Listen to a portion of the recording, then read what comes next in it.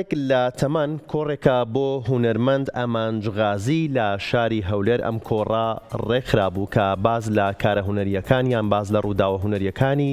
ساڵێک لە تەمەنی خۆیەکەت.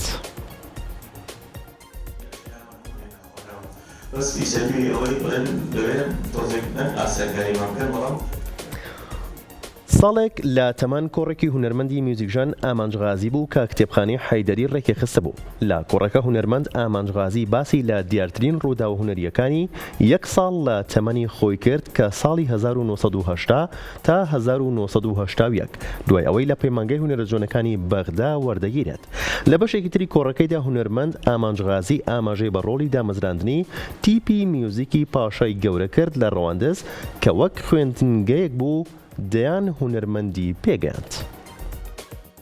دەژین ڕۆنەتوان یەکسەر پێماڵێت سیاقەکانیان نووسی بوو دوو مامۆستای نوسخەیمان هەبوو هاهێنابیان ئەنی بۆ بکە ئەو کاتە عێراق باری دارایی زۆر یەکێک لە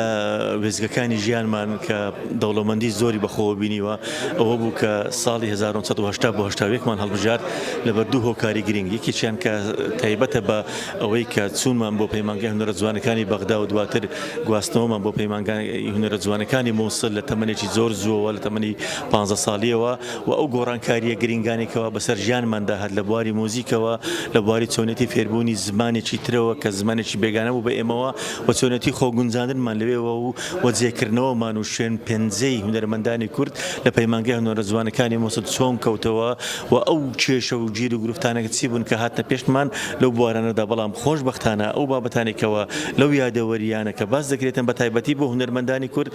زۆر گرنگە بۆ دانانی چۆن دەڵێ میتۆدێکی زانستی گەورە بۆ ڕابەکردنی ئەو بابەتانێکەوە لە موزیکی کوردیدا بوونی هەبووە بە تایبەت ئەو بابەتانێکەوە هەمیشە جێی هەوێنی یاخود ڕازاندنەوەی ئەو بابەتە گرنگەن لە بواری مۆزیکی کوردیدا. بەغدا زۆر وەزعەکەی زۆر نالەبار بوو.